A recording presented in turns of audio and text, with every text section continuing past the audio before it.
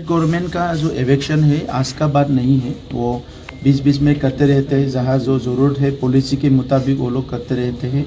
तो इसमें मुझे नहीं बोलना है, स्टेट का पॉलिसी है और हमारा काउंसिल का पॉलिसी हम लोग का खुद का पॉलिसी है, उससे हम लोग चलेंगे। स्टेट का पॉलिसी से स्टेट चलता है, सेंट्रल का पॉलिसी तो सेंट्रल चलता है। तो इसमें मुझे बहुत ज़्यादा कुछ बोलना नहीं है। जैसे इनका पॉलिसी है वो काम करेगा। मुझे यही देखना है कि ये जो एवेक्शन हो रहा है वहाँ के लोग बोडोलैंड में ना आए, उधर ही रहे। मैं उन लोग को स्टेट गवर्नमेंट को भी मेरी तरफ से मैं अनुरोध करता हूँ, और जो वहाँ एवेक्टेड है उन लोगों को भी बोलता हूँ मैं उधर ही रह जाए, क्योंकि बोडोलैंड में बहुत सारे कॉन्फ्लिक्ट, बहुत सारे वायलेंस, हिंसा पहले हुए थे और हम लोग हिंसा यहाँ नहीं चाहते हैं, तो वो लोग वही रहे।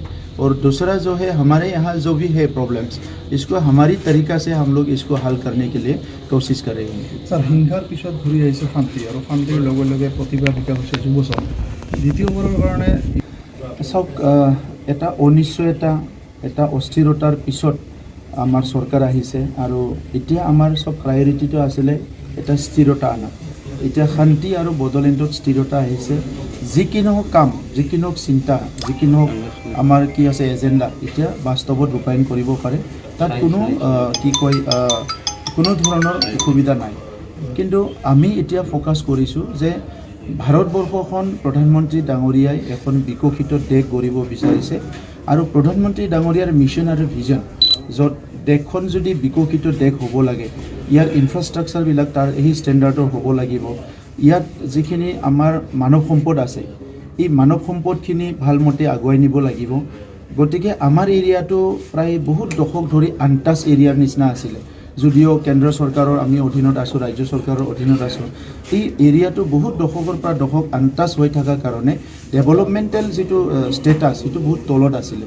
তো সেইকাৰণে এতিয়া আমি যুৱ যুৱতীসকলৰ কাৰণে, ছাত্ৰ ছাত্ৰীসকলৰ কাৰণে, কৃষকৰ কাৰণে, মহিলাৰ কাৰণে পৃথক পৃথক পৃথক কিছুমান আমি ভিজন বনাইছোঁ, আৰু সেই ভিজনবিলাক বাস্তৱত ৰূপায়ণ কৰিব পৰা ভিজন।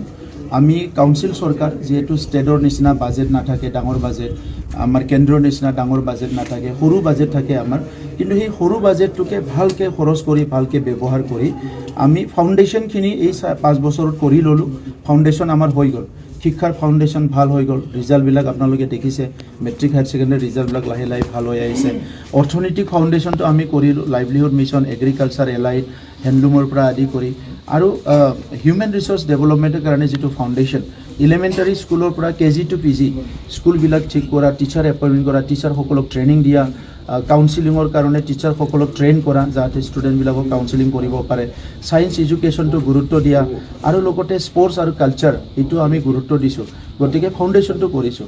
আৰু এটা বহুত ডাঙৰ বিষয়টোৱে হৈছে সমন্বয়, শান্তিৰ পিছত সমন্বয়। কাৰণ 26টা জনগোষ্ঠী একেলগে আছোঁ, কোনোবা জনগোষ্ঠী কাৰোবাৰ লগত কেতিয়াবা মনোমালিন্য হোৱা, সংঘাত হোৱা, এইবিলাক আগৰ সময়বিলাকত বহুত দেখিছিলোঁ।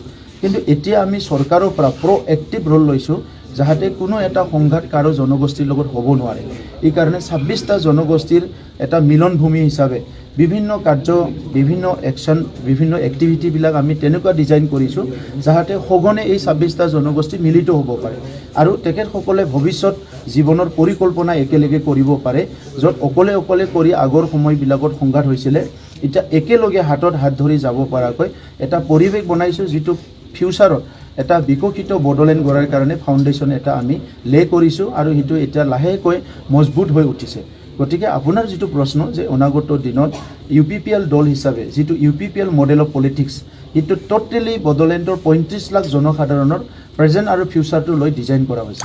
Thank U.